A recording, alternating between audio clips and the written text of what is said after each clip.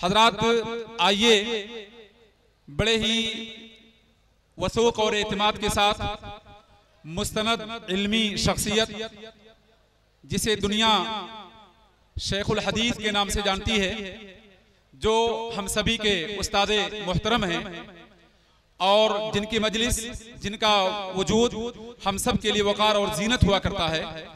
जिस भी इल्मी मजलिस में आपकी हाजिरी होती है वो मजलिस अल्हम्दुलिल्लाह मुस्तनद हो जाती है और हम लोग इस्तिफादे के लिए बेकरार नजर आते हैं। मैं आप ही के गांव करंजोद की एक इल्मी शख्सियत, मायनाज शख्सियत, अल्लाह रब्बुल आलमीन ने जिन्हें जुबान व अदब से नवाजा है, नुसूस पर इस्तेहदार है और अल्लाह रब्बुल आलमीन ने कलम व किरतास की सलाहियत से हमकनार किया है।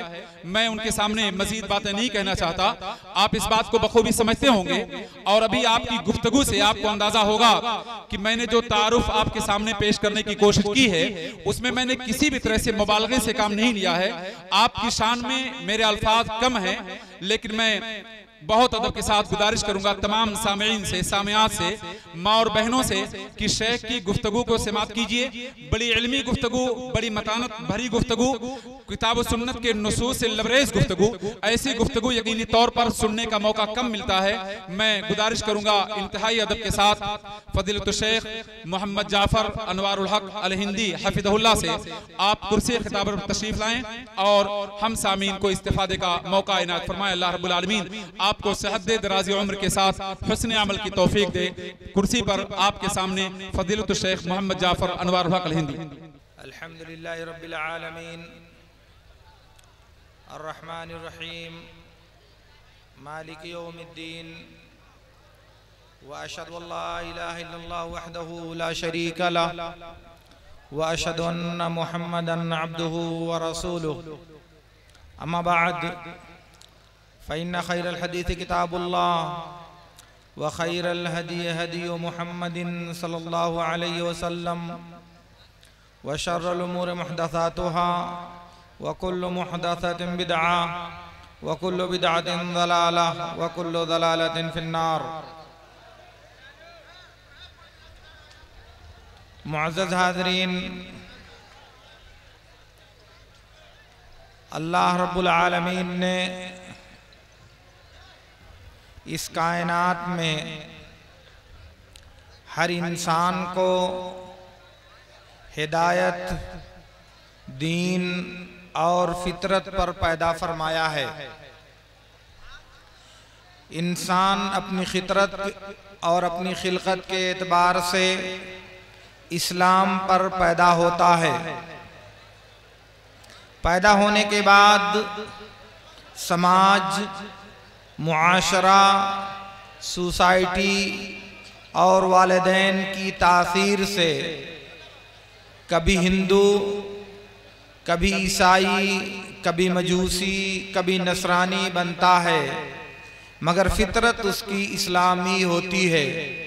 जैसा कि बुखारी और मुस्लिम की रिवायत में है, अल्लाह के रसूल सल्लल्लाहु अलैहि वसल्लम ने फरमाया, कुल्लु मौलूदिन यूलदु अलल फितरा फ़अबवाहु युहव्विदानिही औ युनस्सिरानिही औ युमज्जिसानिही। हर बच्चा फितरत पर यानी इस्लाम पर पैदा होता है, उसके बाद उसके वालिदैन उसे या तो यहूदी या नसरानी या मजूसी बना लेते हैं। गोया कि समाज और मुआशरे के असर से इंसान रास्ते से भटक जाता है, राह रास्त से हट जाता है। लेकिन उसके बावजूद इस्लाम ने मुसलमानों को उनका वादा और उनका हदो पैमान याद दिलाया है, जब अल्लाह रब्बुल आलमीन ने पूरी दुनियाए इंसानियत से ये अहदो पैमान लिया था, अलस्तु बिरब्बिकुम कालू बला। अल्लाह रब्बुल आलमीन ने सारी दुनियाए इंसानियत से इस बात का इकरार करवाया था कि मैं तुम्हारा रब हूँ, तो लोगों ने कहा था क्यों नहीं। गोया कि हम पहले अल्लाह के सामने अल्लाह की उलूहियत और उसकी रुबूबियत का इकरार कर चुके हैं। इसी वादे को याद दिलाने के लिए अल्लाह रब्बुल आलमीन ने अंबिया व रसूल का एक लंबा सिलसिला कायम फरमाया है और सारी दुनिया के इंसानों को इस बात का हुक्म दिया है कि रसूल जो बात तुमको बताएं, पैगंबर जो दीन तुमको सिखाएं और मेरी तरफ से भेजे गए ये अंबिया कराम जो तालीम तुमको दें, तुम उसे कबूल कर लो, उसे मान लो। अल्लाह ने कहा वमा अताकुमुर रसूल फखुदूहु वमा नहाकुम अन्हु फंतहू। रसूल जो चीज़ तुम्हें दें उसे ले लो और जिस चीज़ से मना करें उससे बाज आ जाओ और उसे छोड़ दो। नबी की तालीमात का एक बहुत बड़ा जुज़ इस बात से मुताल्लिक़ है कि समाज और मुआशरे में, सोसाइटी और इंसानों की बस्ती में हक से प्यार किया जाए, सच्चाई से लगाव रखा जाए, सदाकत से मोहब्बत की जाए, अल्लाह के दीन से उल्फत की जाए और इसके मुकाबिल अल्लाह के बागी और अल्लाह के दीन के खिलाफ दूसरे दीन, अल्लाह की शरीयत के खिलाफ दूसरी शरीयतें और अल्लाह के बताए हुए तरीके के खिलाफ दूसरे तरीकों से बुग़्ज़ और नफरत रखी जाए। अल्लाह के नबी सल्लल्लाहु अलैहि वसल्लम ने फरमाया इन्ना मिन औसक़ उरल ईमान अल हुब्बु फिल्लाह वल बुग़्ज़ु फिल्लाह। ईमान के इंतहाई मजबूत कड़ों में से ये है कि अल्लाह के लिए मोहब्बत की जाए और अल्लाह के लिए नफरत की जाए। दूसरी हदीस में जिसे अबू दाऊद वगैरह ने बसनद सही रिवायत किया है, अल्लाह के रसूल सल्लल्लाहु अलैहि वसल्लम ने फरमाया मन अहब्ब लिल्लाह व अबग़ज़ लिल्लाह व आता लिल्लाह व मनअ लिल्लाह फ़क़द इस्तकमल ईमान। जिसने अल्लाह के लिए मोहब्बत की, जिसने अल्लाह के लिए नफरत की, जिसने अल्लाह के लिए किसी को कोई चीज़ दिया और जिसने अल्लाह के लिए किसी को कोई चीज़ देने से इनकार कर दिया तो उसने अपने ईमान को मुकम्मल कर लिया। इसका मतलब ये है कि अल्लाह के दीन के लिए इंसानों से मोहब्बत करना ईमान को मुकम्मल करना है और अपने मफादात के लिए, अपने मसालिह के लिए, अपनी सियासत के लिए, अपने ज़ाती अगराज के लिए इंसानों से मोहब्बत करना ये अल्लाह के लिए मोहब्बत करना नहीं है। इसलिए दुनिया और समाज में अल्लाह के नबी सल्लल्लाहु अलैहि वसल्लम की इस हिदायत और तालीम के मुताबिक अगर देखा जाए तो जो साहिब ईमान है, जिसके दिल में ईमान की जिस कदर चाशनी और ईमान की जिस कदर कुव्वत पाई जाती है उसी के बकदर वह हमारी मोहब्बत और हमारी उल्फत का मुस्तहिक है। और जिस इंसान के अंदर जिस कदर शरीयत से दूरी, जिस कदर शरीयत से बेदारी और जिस कदर अल्लाह के दीन से दूरी पाई जाती है वो उसी के बकदर हमारी नफरत और हमारे बुग़्ज़ का मुस्तहिक है। अब ऐसी सूरत में एक नजर अपने समाज पर डालें, अपनी जिंदगी पर डालें, अपने मुआशरे पर डालें और गौर करें कि हम ईमान की कसौटी के एतबार से कहाँ खड़े हैं, हमारे ईमान का दर्जा किधर है और हम ईमानी एतबार से कौन सी जिंदगी गुजार रहे हैं।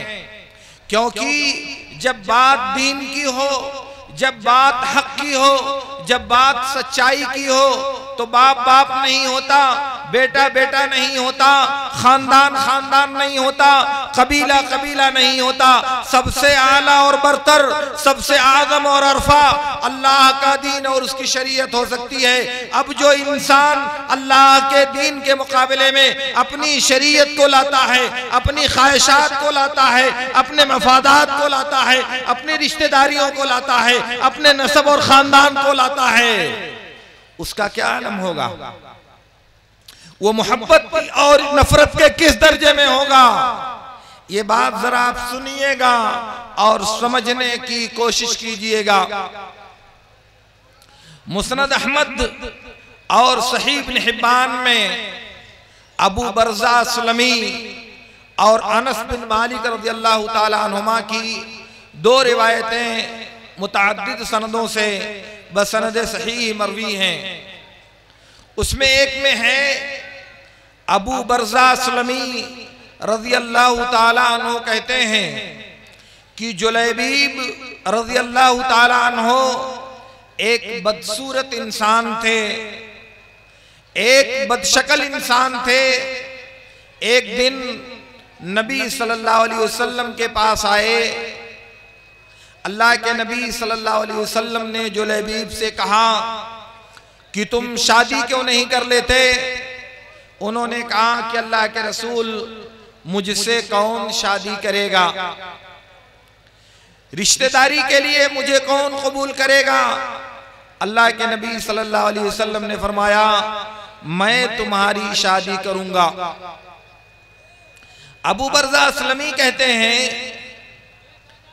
कि जुलैबीब रज़ियल्लाहु ताला अन्हु बहुत मज़ाहिया और बहुत खिलंदड़े इंसान थे। लोगों से रास्तों में गुजरते हुए मजाक किया करते थे। तो मैंने अपनी औरत से कहा कि अगर जुलैबीब तुम्हारे पास आए और तुमने उनसे गुफ्तगू किया तो तुम्हारे साथ ऐसा और ऐसा करूंगा। फिर उसके बाद एक दिन अल्लाह के नबी सल्लल्लाहु अलैहि वसल्लम के पास जुलैबीब रज़ियल्लाहु ताला अन्हु बैठे थे कि अल्लाह के नबी सल्लल्लाहु अलैहि वसल्लम ने एक अंसारी औरत से, एक अंसारी मर्द से कहा कि मैं तुम्हारी बच्ची का रिश्ता चाहता हूं। उसने कहा, ये तो हमारे लिए खुशकिस्मती की बात है और ये हमारे लिए बहुत मसरत की बात है। अल्लाह के नबी, हम इसके लिए तैयार हैं। अल्लाह के नबी सल्लल्लाहु अलैहि वसल्लम ने कहा कि मैं अपने लिए तुम्हारी बेटी का रिश्ता नहीं चाहता, मैं जुलैबीब के लिए तुम्हारी बेटी का रिश्ता चाहता हूं। उसने कहा कि अल्लाह के रसूल, हत्ता वशावरा उम्महा, मैं उसकी माँ से मशवरा ले लूं, उसकी माँ की राय ले लूं, फिर मैं आपको बताता हूं। अल्लाह के नबी सल्लल्लाहु अलैहि वसल्लम ने कहा कि हाँ। फिर उसके बाद वो घर गए और अपनी बीवी से कहा कि अल्लाह के रसूल सल्लल्लाहु अलैहि वसल्लम ने हमारी बेटी का रिश्ता मांगा है। माँ ने कहा, ये तो बहुत मसरत और बहुत खुशी की बात है। नअम व नअमत आइन, ये तो बहुत खुशी की बात है, बहुत शादमानी की बात है। कहा नहीं, अल्लाह के रसूल ने अपने लिए नहीं, जुलैबीब के लिए हमारी बेटी का रिश्ता तलब किया है। माँ ने कहा, अल्लाह के रसूल को मेरी बेटी से शादी करने के लिए जुलैबीब के अलावा कोई नहीं मिला। हम जुलैबीब से अपनी बेटी का रिश्ता करेंगे। फला फला लोगों का रिश्ता आया, हमने उस रिश्ते को रद्द कर दिया। अब जुलैबीब से हम शादी करेंगे अपनी बच्ची की? ऐसा कैसे हो सकता है? मियाँ और बीवी ने मशवरा किया और बात तय हुई कि जाके अल्लाह के रसूल सल्लल्लाहु अलैहि वसल्लम से मना कर दो, जाके इनकार कर दो कि हम जुलैबीब को अपनी बेटी नहीं दे सकते। इसी हदीस की आगे रिवायत में है कि वो मोमिना लड़की पर्दे के पीछे से अपने वालिदैन की बात सुन रही थी। वो बाहर निकली और पूछा कि तुम लोग क्या गुफ्तगू कर रहे थे। तो उन लोगों ने बताया कि ऐसा और ऐसा मामला है और हम लोगों ने ये बात तय किया है। उस गैरतमंद खातून ने कहा, अतरुद्दाने अला रसूलिल्लाहि सल्लल्लाहु अलैहि वसल्लम अमरहु, क्या तुम्हारे पास इतनी जुर्अत है कि तुम अल्लाह के रसूल के हुक्म को रद्द कर दोगे, तुम अल्लाह के रसूल के फैसले को लौटा दोगे, तुम अल्लाह के रसूल के हुक्म को टाल दोगे। ज़व्वजूनी इयाहो फवल्लाहि ला युज़य्यिनुल्लाहु अबदा, मेरी शादी जुलैबीब से कर दो, अल्लाह की कसम अल्लाह रब्बुल आलमीन मुझे ज़ाये नहीं कर सकता। उसके बाद वो लोग आए, यानी वो अंसारी सहाबी अल्लाह के नबी सल्लल्लाहु अलैहि वसल्लम के पास आए और आपसे कहा कि मेरी बेटी का मामला आपके हाथ में है, आप जो चाहें फैसला करें। उसके बाद नबी सल्लल्लाहु अलैहि वसल्लम ने जुलैबीब से उस अंसारिया जुलैबीब से उस अंसारिया औरत की शादी कर दी। माइक बहुत खराब है।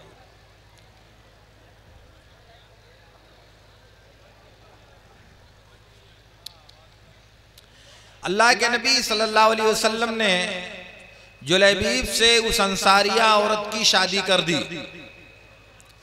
इस हदीस के एक रावी हैं जो अनस से रिवायत करते हैं, इसहाक बिन अब्दुल्लाह बिन अबी तलहा। उन्होंने अपने साथी यानी अनस बिन मालिक के दूसरे शागिर्द साबित बिन असलम बुनानी से पूछा, तुम जानते हो कि अल्लाह के रसूल सल्लल्लाहु अलैहि वसल्लम ने उस औरत के लिए क्या दुआ किया था? कहा नहीं। कहा कि अल्लाह के नबी सल्लल्लाहु अलैहि वसल्लम ने उस औरत के लिए दुआ किया था, अल्लाहुम्मा सुब्ब अलैहल खैर सब्बा वला तजअल ऐशहा कद्दन कद्दा।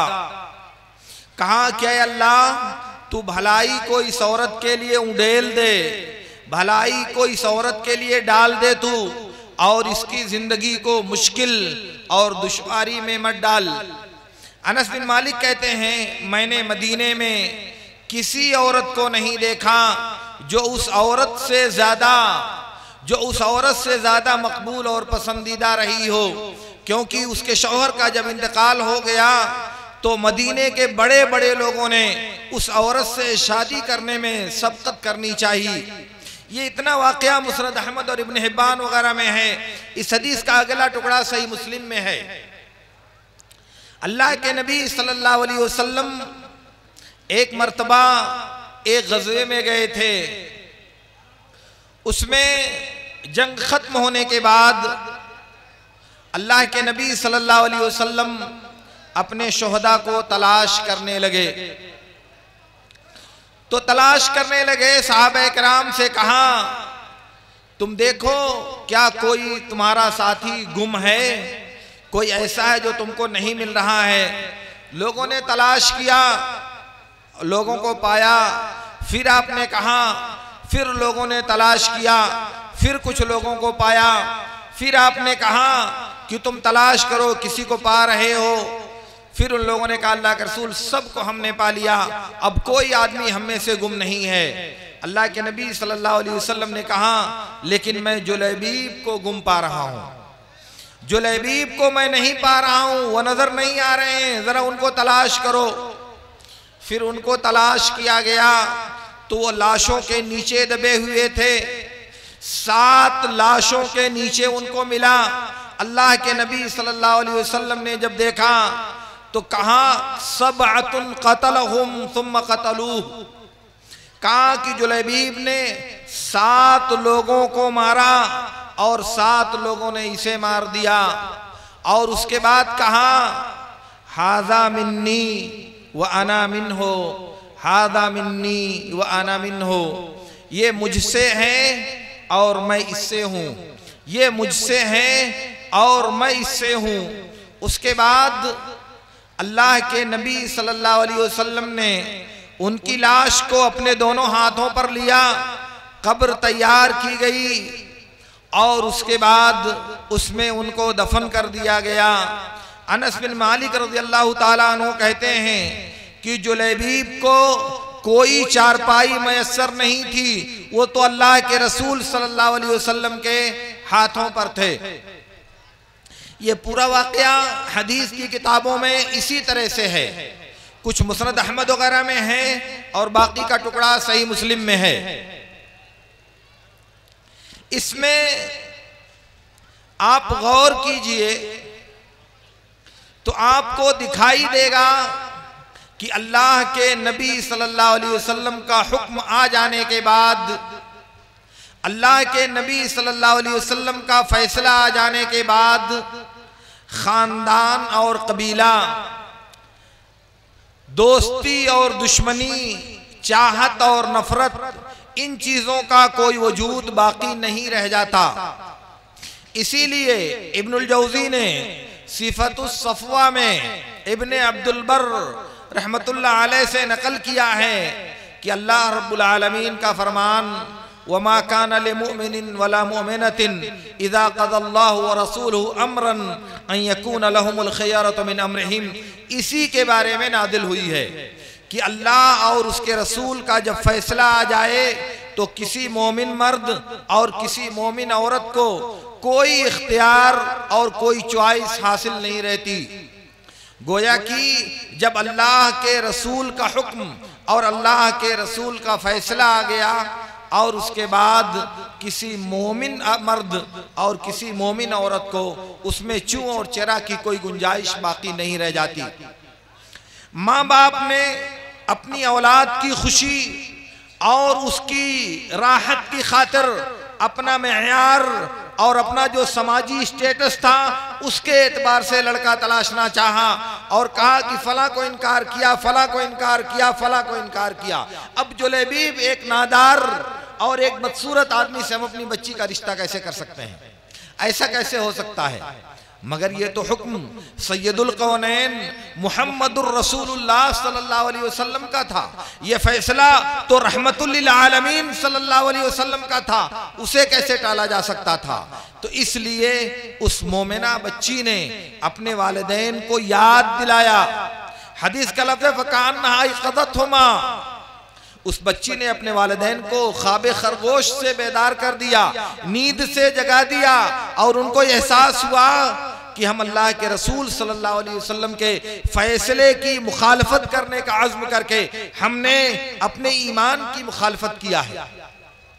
इसका मतलब यह हुआ मेरे दोस्तों कि जब अल्लाह और उसके रसूल का कोई हुक्म, अल्लाह और उसके रसूल का कोई फैसला और अल्लाह के दीन का कोई हुक्म हमको मालूम हो जाए तो जिस वक्त मालूम होगा उसी वक्त हम पर यह फर्ज है कि हम उसे तस्लीम कर लें।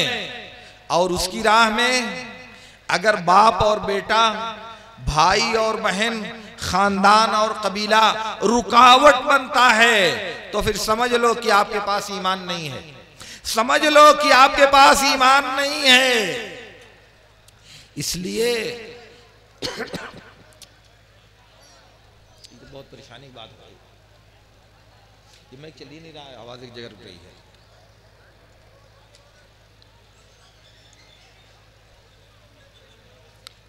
मैं अर्ज ये कर रहा था, ये माइक आवाज बहुत खा रहा है, बहुत खींच रहा है।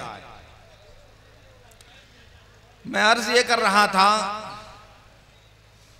कि अगर अल्लाह के दीन के मुकाबले में और अल्लाह की शरीयत के मुकाबले में हमारे मफादात टकराएं, हमारी मसलहतें टकराएं, हमारे जज्बात टकराएं, हमारे रस्म रवाज टकराएं, हमारा ख़ानदान टकराए, हमारी रिश्तेदारियां टकराएं और हक को उसकी वजह से दबा दिया जाए तो सुन लो, मेरे रब ने कहा है फला व रब्बिका ला युमिनूना हत्ता युहक्किमुका फीमा शजरा बैनहुम सुम्मा ला यजिदू फी अनफुसिहिम हरजम मिम्मा क़ज़ैता व युसल्लिमू तस्लीमा। तेरे रब की कसम, अल्लाह रब्बुल आलमीन ने पूरे कुरान में इतनी सख्त कसम किसी और दूसरी जगह पर नहीं खाई है। इतनी सख्त कसम सिर्फ इस जगह पर अल्लाह रब्बुल आलमीन ने खाई है और कहा है कि तेरे रब की कसम, ये लोग उस वक्त तक मुसलमान नहीं हो सकते, मोमिन नहीं हो सकते, जब तक अपने इख्तलाफी मसाइल में आपको जज और हकम ना मान लें, जब तक आपको फैसल ना तस्लीम कर लें। और इसी पर नहीं बल्कि आपको फैसल मानने के बाद आपका जो फैसला आए उसके आगे सरे तस्लीम खम कर दें और खुशी खुशी उसे माने, उनकी पेशानी पर कोई शिकम ना आए। गोया कि ईमान वाला होने के लिए 3 शर्तें हैं। पहली शर्त यह है कि झगड़े वाले मसाइल में, इख्तिलाफात में, निज़ाआत में फैसल और जज किसी को माना जाए तो मुहम्मदुर रसूलुल्लाह सल्लल्लाहु अलैहि वसल्लम होंगे। दूसरी बात, फैसला आ जाने के बाद उसे मान लेना है, फैसला आ जाने के बाद उसे तस्लीम कर लेना है। और तीसरी बात, बरज़ा व रग़बत, खुशी खुशी तस्लीम कर लेना है। पेशानी पर अगर बल पड़ गए, पेशानी पर अगर पसीने निकल गए तो ये तस्लीम करना नहीं हुआ। और ऐसे लोगों को अल्लाह रब्बुल आलमीन ने कहा कि ये लोग मोमिन नहीं हो सकते। इसलिए आप इस आयत को लेकर के, नबी सल्लल्लाहु अलैहि वसल्लम की हदीस को लेकर के आप जरा देखें मेरे दोस्तों कि आप कहां खड़े हो, आपका दीन कहां खड़ा है, आपका ईमान कहां खड़ा है, आपका जज्बे इताअत कहां खड़ा है। एक बार जरा जरूर सोचिएगा। बुखारी की रिवायत में है, अब्दुल्ला बिन जुबैर रज़ियल्लाहु ताला अन्हु कहते हैं कि एक मर्तबा मेरे और एक अंसारी के दरमियान जमीन की सिंचाई के बारे में झगड़ा हो गया। अंसारी और अब्दुल्ला बिन जुबैर रज़ियल्लाहु ताला अन्हु के वालिद जुबैर बिन अव्वाम रज़ियल्लाहु ताला अन्हुमा के दरमियान इख्तिलाफ हो गया, क्योंकि नाली के करीब अब्दुल्ला जुबैर बिन अव्वाम का खेत पड़ रहा था, इसलिए ये कह रहे थे कि पानी से खेत को सींचने का ज्यादा हकदार मैं हूं। और अंसारी का खेत दूर पड़ रहा था, वो कह रहा था कि चूंकि मेरा खेत दूर है इसलिए पानी पहले मुझे दे दो, तुम्हारा तो नजदीक है, तुम जब भी चाहना सींच लेना। तो दोनों ने कहा कि नहीं, पहले मैं सींचूंगा। उसने कहा कि पहले मैं सींचूंगा। मुकद्दमा अल्लाह के नबी सल्लल्लाहु अलैहि वसल्लम की अदालत में पहुंचा। अल्लाह के नबी सल्लल्लाहु अलैहि वसल्लम ने फैसला किया। यह सही बुखारी की रिवायत में है। अल्लाह के नबी सल्लल्लाहु अलैहि वसल्लम ने फैसला किया कि ऐ जुबैर, तुम अपने खेतों को पानी दे लो और उसके बाद पानी को छोड़ दो, तुम्हारे पड़ोसी अंसारी के खेत में पानी चला जाए। ये बात उस अंसारी आदमी ने सुनी तो उनको ये फैसला अच्छा नहीं लगा, बहुत नाराज हुए और कहा, अनकान इब्न अम्मतिक, आपने इस फैसले में इंसाफ का लिहाज नहीं किया। वो आपके फूफीजात भाई हैं, इसलिए आपने उनकी रियायत करते हुए उनके हक में फैसला किया है। अल्लाह के नबी सल्लल्लाहु अलैहि वसल्लम बहुत गुस्सा हुए और अपना फैसला बदल करके दूसरा फैसला करते हुए फरमाया, कहा कि ऐ जुबैर, तुम अपने खेतों को सींचो यहां तक कि पानी मेड़ के बराबर हो जाए, फिर उसके बाद अपने पड़ोसी के पास पानी जाने देना। बात यहां तक खत्म हो गई। अल्लाह के नबी सल्लल्लाहु अलैहि वसल्लम रहमतुल लिल आलमीन थे। अल्लाह रब्बुल आलमीन ने आपको सारे आलम के लिए रहमत और राफत बना करके भेजा था। आपने सब्र कर लिया, मगर अर्श वाले को ये बात सख्त नागवार गुजरी। अल्लाह रब्बुल आलमीन को ये बात सख्त नापसंद आई और अर्श से जिब्रील को ये आयत दे करके भेजा और रहती दुनिया तक के इंसानों के लिए इस बात को महफूज कर दिया कि तेरे रब की कसम, ये लोग मोमिन नहीं हो सकते जब तक आपको फैसल और आपको जज न मान ले। तो नबी का फैसला आ जाने के बाद किसी के लिए चूं और चिरा की गुंजाइश बाकी नहीं रहती मेरे दोस्तों। और अगर उसके बाद भी बाप की मोहब्बत रुकावट बनती है, बेटे की मोहब्बत रुकावट बनती है, खानदान और कबीले की मोहब्बत रुकावट बनती है, तो ईमान किधर है? दीन पर अमल का जज्बा किधर है? दिल में एतकाद किधर है? नबी की मोहब्बत किधर है? शरीयत की उल्फत किधर है? एक बात जरा सोचो बैठ करके मेरे दोस्तों। बहुत आसान है, आप कह देते हो कुछ भी हो, ये मेरा बाप है, मैं वही करूंगा जो मेरा बाप चाहेगा, वो जहन्नम में जाए या जन्नत में जाए, वो सही करे या गलत करे, मगर मैं उसे नहीं छोड़ सकता। क्यों? मेरा नबी अपने पूरे खानदान को छोड़ सकता है, मेरे नबी के सहाबा पूरे खानदान को छोड़ सकते हैं, बाप बेटे के मुकाबले में तलवार लेकर खड़ा हो सकता है, और आप हक के लिए, नबी के लिए, अल्लाह के दीन के लिए, अल्लाह की शरीयत के लिए अपने जज्बात को कुर्बान नहीं कर सकते, अपनी ख्वाहिशात को कुर्बान नहीं कर सकते, अपनी सोच और तसव्वुर को कुर्बान नहीं कर सकते। कौन सा ईमान है ये? सुनो, इब्ने अबी हातिम ने जरह व तादील के मुकद्दमा में एक वाक़या लिखा है। अब्दुल्ला बिन वहब रज़ियल्लाहु ताला अन्हु से, अब्दुल्ला बिन वहब ये इमाम मालिक बिन अनस रहमतुल्लाह अलैह के शागिर्द हैं और अहले मिस्र के इमाम हैं। ये कहा कि मैं मदीने में इमाम मालिक के दर्स में बैठा था, उनसे पूछा गया कि वजू के अंदर उंगलियों के दरमियान खिलाल किया जाए या ना किया जाए। इमाम मालिक रहमतुल्लाह अलैह ने कहा, इस बारे में कोई हदीस मुझे नहीं मालूम है और अल्लाह के नबी सल्लल्लाहु अलैहि वसल्लम से इस बारे में कोई हदीस वारिद नहीं है, इसलिए वजू में उंगलियों का खिलाल नहीं किया जाएगा। अब्दुल्ला बिन वहब रज़ियल्लाहु ताला अन्हु कहते हैं कि मैं चुप रहा। उसके बाद जब भीड़ कटी तो मैं करीब हुआ। जरा आप ध्यान दीजिएगा कि मैं आपसे क्या कहना चाह रहा हूं। और ये वाक़या बसनद सही रिवायत किया है इब्ने अबी हातिम ने।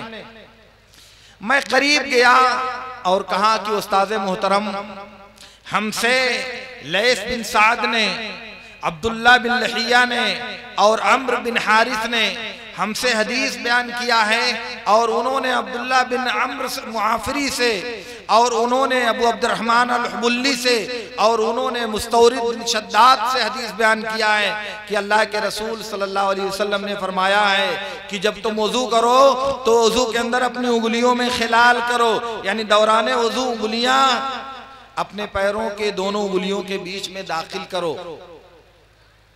इमाम मालिक ने कहा कि यह हदीस तो हसन है, इससे पहले मैंने ये हदीस नहीं सुनी। अब्दुल्ला बिन वहब रहमतुल्लाह अलैह कहते हैं, उसके बाद मैंने देखा कि जब कभी भी मालिक बिन अनस रहमतुल्लाह अलैह से पूछा जाता था वुजू के अंदर उंगलियों के खिलाल करने के बारे में, तो वो कहते थे कि वुजू में उंगलियों का खिलाल करना सुन्नत है। अब्दुल्ला बिन वहब रहमतुल्लाह अलैह शागिर्द हैं और मालिक बिन अनस इमाम अहले मदीना, इमाम दारे हिजरत, उनके सामने शागिर्द ने बयान किया और उन्होंने उसे कबूल कर लिया। गैरत, असबियत, बड़कपन और नबी के फरमान के मुकाबले में अपने जज्बात को हायल नहीं होने दिया।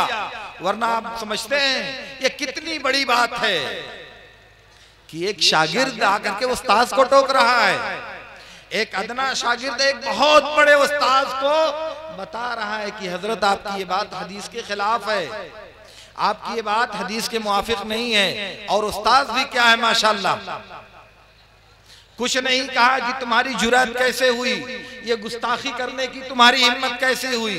नबी का फरमान सुनने के बाद बिला चू चेरा उसे तस्लीम कर लिया। अब अगर हम में से कोई आदमी हक की बात आने के बाद, शरीयत की बात आने के बाद, मुहम्मदुर रसूलुल्लाह सल्लल्लाहु अलैहि वसल्लम का फरमान आने के बाद कहे कि मैं कैसे कर सकता हूं, ये तो मेरा बाप है, मैं कैसे कर सकता हूं, ये तो मेरा खानदान है, उसका ईमान कहाँ है, उसका दीन कहाँ है, उसकी तालीम कहाँ है। सुनो मैं बताता हूं आपसे,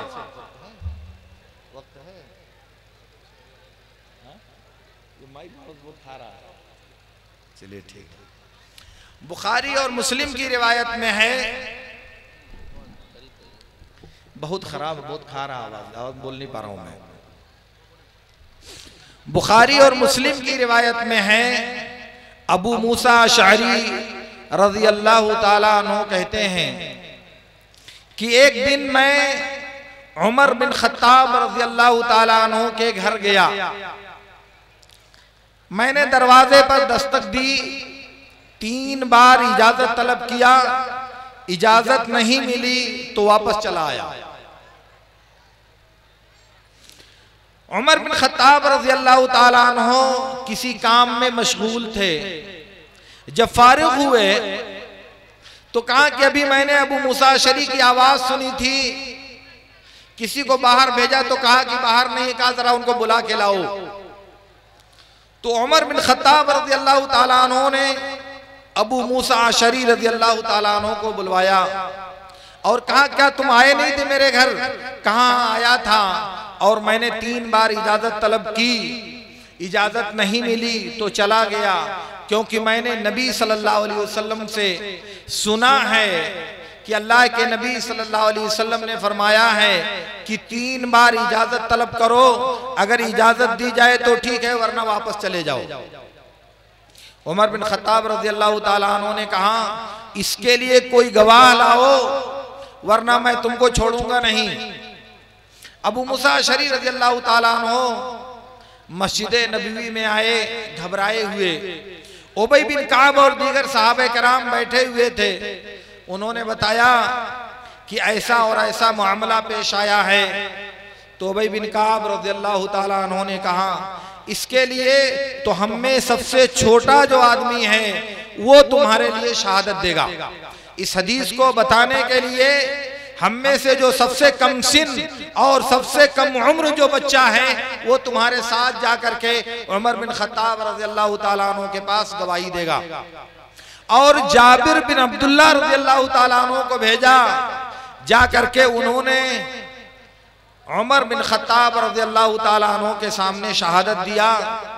तो उमर बिन खत्ताब रज़ी अल्लाह ताला अन्हु ने अफसोस का इजहार किया और कहा सुभान अल्लाह अल्हाना अन्हु अस्सफ़क़ बिल अस्वाक़, तिजारत ने हमें इससे गाफिल कर दिया, तिजारत ने हमें हदीसें सुनने से दूर कर दिया। और उधर उबई बिन काब रज़ी अल्लाह ताला अन्हु पहुंचे और कहा कि या उमर ला तकुन अज़ाबन अला असहाब मोहम्मद सल्लल्लाहु अलैहि वसल्लम, क़ाला सुभान अल्लाह इन्नी समिअतु शयअन फ़अरदतु अन अतसब्बत। कहा कि ऐ उमर असहाबे नबी के लिए अजाब और सजा मत बनो। उन्होंने कहा कि नहीं, मैंने तो एक बात सुनी थी, सोचा कि उसकी तहकीक कर लूं, सोचा कि उसके बारे में मालूमात कर लूं, उसकी जुस्तजू कर लूं, उसकी तफ्तीश कर लूं। उमर बिन खत्ताब रज़ी अल्लाह ताला अन्हु खलीफे दोम, अंबिया के बाद दुनिया के दूसरे नंबर के अफजल तरीन आदमी हैं। इस उम्मत में अबू बकर के बाद इल्म फضل और दयानत व तक़वा में उमर बिन खत्ताब से बड़ा कोई नहीं है, अबू बकर के बाद। और उनको ये हदीस मालूम नहीं थी। और जब अबू मूसा अशअरी रज़ी अल्लाह ताला अन्हु ने बताया तो अफसोस किया कि तिजारत में मशगूल होकर के मैं अल्लाह के नबी से दूर हो गया और मैं ये हदीस नहीं सुन सका। लेकिन उमर बिन खत्ताब रज़ी अल्लाह ताला अन्हु तो ये बात कह सकते थे कि अबू मूसा अशअरी तुम 7 और 8 हिजरी में इस्लाम लाए हो और मैं साबिक़ून अव्वलून में से हूँ, मैं अल्लाह के नबी सल्लल्लाहु अलैहि वसल्लम का तुमसे ज्यादा करीबी हूँ, तुमको ये हदीस कहाँ से मालूम हो गई? मुझे क्यों नहीं मालूम हुई? मगर हदीस आ जाने के बाद, दीन का हुक्म आ जाने के बाद, नबी का फैसला मालूम हो जाने के बाद इसकी गुंजाइश बाकी नहीं रह जाती। इसलिए हमारी जो अकीदत है, हमारी जो उल्फत है, हमारी जो मोहब्बत है, वो अल्लाह के लिए होनी चाहिए, अल्लाह के दीन के लिए होनी चाहिए, अल्लाह की शरीयत के लिए होनी चाहिए और अल्लाह के नबी सल्लल्लाहु अलैहि वसल्लम की सुन्नत और आपके तरीके के लिए होनी चाहिए। इसलिए अगर आप अपने ईमान को मुकम्मल करना चाहते हैं, अगर आप ईमान की चोटी पर पहुंचना चाहते हैं, अगर आप ईमान की आला शान हासिल करना चाहते हैं, तो आपके लिए जरूरी है कि आप अल्लाह के नबी सल्लल्लाहु अलैहि वसल्लम की बात के मुकाबले में, अल्लाह के दीन के मुकाबले में, अल्लाह की शरीयत के मुकाबले में अपने जज्बात को कुर्बान कर दें, अपनी ख्वाहिशात को कुर्बान कर दें, अपनी अनानियत को दफन कर दें, अपनी असबियत को दफना दें और अपने खानदान और कबीले को कुर्बान कर दें, अपनी उबूवत और इब्नियत को तज दें, ताकि आप एक कामिल मोमिन बन सकें। क्यों? इसलिए मोहब्बत अल्लाह के लिए, दुश्मनी अल्लाह के लिए, ये ईमान की असास और ईमान की बुनियाद है। और इसलिए भी ला ताअत लि मखलूकिन फी मासियतिल खालिक, अल्लाह की नाफरमानी में किसी मखलूक की बात नहीं मानी जा सकती। अल्लाह की नाफरमानी में किसी मखलूक की इताअत नहीं की जा सकती। अल्लाह के दीन के खिलाफ कभी किसी मखलूक का साथ नहीं दिया जा सकता। अल्लाह के रसूल की शरीयत की पामाली में कभी किसी मखलूक की हमनवाई नहीं की जा सकती। ये अल्लाह के दीन का ज़ाबिता है। इसलिए जब बात सदाकत की हो, जब बात दीन की हो, जब बात इस्लाम की हो, जब बात शरीयत की हो, जब बात सुन्नत की हो, जब बात अल्लाह की किताब की हो, जब बात नबी के तरीके की हो, तो किसको मानना चाहिए, किसको मुकद्दम करना चाहिए? हमारी उल्फतें किसके लिए होनी चाहिए? हमारी अकीदतें किसके लिए होने चाहिए? हमारे जज्बात किसके लिए निशावर होने चाहिए? ये आप समझते हैं? अगर इन चीजों को समझने के बाद भी आपको ये बात समझ में नहीं आती, अगर इन चीजों को सुनने के बाद भी आपका दिल आपको मलामत नहीं करता, तो फिर आपको अपने ईमान पर 4 तकबीर पढ़ लेना चाहिए। और अगर गैरत जिंदा है, ईमान की रमक बाकी है, तो कम से कम अफसोस तो कीजिए, हसरत तो कीजिए, नदामत तो कीजिए, पेशानी के पसीने को तो पोंछिए कि हमसे क्या भूल और क्या गलती हो रही है। इसलिए मेरे दोस्तों, मैं आपसे अर्ज करना चाहता हूं, एक ईमानी जिंदगी का तकादा यह है कि इस दुनिया में हमारी उल्फत और अकीदत या हमारी नफरत और अदावत, इन दोनों का मेयार अल्लाह का दीन और अल्लाह की शरीयत होनी चाहिए। जो जिस कदर ज्यादा शरीयत का पाबंद होगा, वो उस कदर ज्यादा हमारी मोहब्बत का मुस्तहिक होगा, और जो जिस कदर शरीयत के मुखालफत करेगा, वो उसी के बकदर हमारे बुग़्ज़ और हमारी नफरत का मुस्तहिक होगा। अगर ऐसा आप करते हो तो आपका ईमान मुकम्मल होगा। लेकिन अगर आप इसके मुकाबिल में, हाँ ये बात गलत तो है लेकिन करूं क्या, ये मेरा बाप है, ये बात गलत तो है मगर करूं क्या, ये मेरा भाई है, ये बात गलत तो है मगर करूं क्या, ये मेरा बेटा है, ये बात गलत तो है मगर करूं क्या, ये मेरे खानदान का है, तो ईमान किधर गया मेरे दोस्तों? दीन किधर गया? एतकाद किधर गया? ये दीनी गैरत कहां मर गई आपकी? कौन से मुसलमान हो आप? जरा हया तो करो अल्लाह से, गैरत तो खाओ अल्लाह से, तकवा तो पैदा करो अल्लाह का, डरो जरा अल्लाह ताला से। अगर इंसानों से नहीं डरते, इंसानों का खौफ नहीं खाते, तो अल्लाह से तो डरो कम से कम। ये कहते हुए आपको शर्म नहीं आती कि अल्लाह का दीन पामाल हो जाए, अल्लाह की शरीयत रौंदी जाए, अल्लाह के नबी के तरीके की मुखालफत की जाए, चलेगा?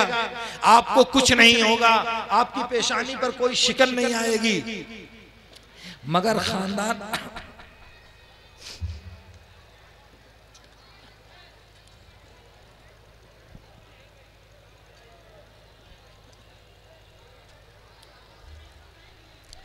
अल्लाह के दीन को पामाल कर दिया जाए, तो आपको कोई अफसोस नहीं होगा। अल्लाह के दीन की मुखालफत की जाए तो आपको कोई अफसोस नहीं होगा। नस्लों को अपनी अनानियत की भेंट चढ़ा दिया जाए, आपको कोई अफसोस नहीं होगा। इंसानी अफजाइश के तरीकों को दरगोर कर दिया जाए, आपको कोई अफसोस नहीं होगा। मगर आपके खानदान के किसी हर्फ पर आँच आए, आपके कबीले के किसी फर्द पर हर्फ आए, आपके असबियत के ठिकानों पर कोई हर्फ आए, आपके मरकज़ उल्फत पर कोई आँच आए, तो आपको बड़ी तकलीफ पहुंचती है। तो आपका ईमान किधर है? आपका ईमान किसकी तरफ है? अल्लाह उसके रसूल की तरफ या इन जाहिली असबियतों की तरफ, इन जाहिली तासुबात की तरफ? ये बात आपके सोचने और आपके फैसला करने की है।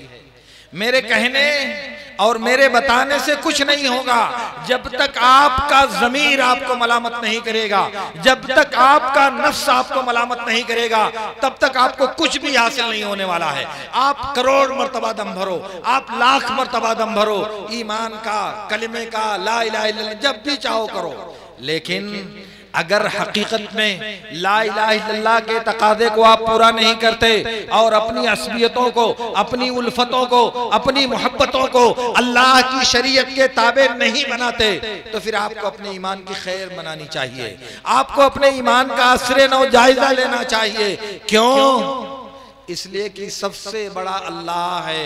अल्लाह से बड़ा इस रुए जमीन पर कोई नहीं है। अल्लाह के बड़ा होने का मतलब ये नहीं कि अल्लाह की जात सिर्फ बड़ी है, अल्लाह की जात भी बड़ी है, अल्लाह का नबी भी बड़ा है, अल्लाह का दीन भी बड़ा है, अल्लाह की किताब भी बड़ी है, अल्लाह की शरीयत भी बड़ी है, अल्लाह का कानून भी बड़ा है। तो सबसे सुप्रीम अल्लाह का कानून है। अब उस सुप्रीम कानून के मुकाबले में अगर हमारे जज्बात, हमारी ख्वाहिशात, हमारी असलियतें और हमारी मोहब्बतें हायल होती हैं, तो इसका मतलब हम अल्लाह के कानून को आखिरी कानून नहीं मानते, हम अल्लाह के रसूल के तरीके को आखिरी तरीका नहीं मानते। और ऐसे इंसान को अपने ईमान की खैर मनानी चाहिए। इसलिए मेरी जो बात है उसका खुलासा सिर्फ ये है कि इस दुनिया में ईमानी जिंदगी की शान ये है कि अल्लाह और उसके रसूल के लिए मोहब्बत की जाए, अल्लाह और उसके रसूल के लिए बुग़्ज़ रखा जाए। जिसकी बात, जिसका अमल, जिसका तरीका, जिसकी सीरत और जिसकी जिंदगी इनके खिलाफ हो, उसको सुधारने की कोशिश की जाए, उसकी तगयीर, उसको बदलने की कोशिश की जाए।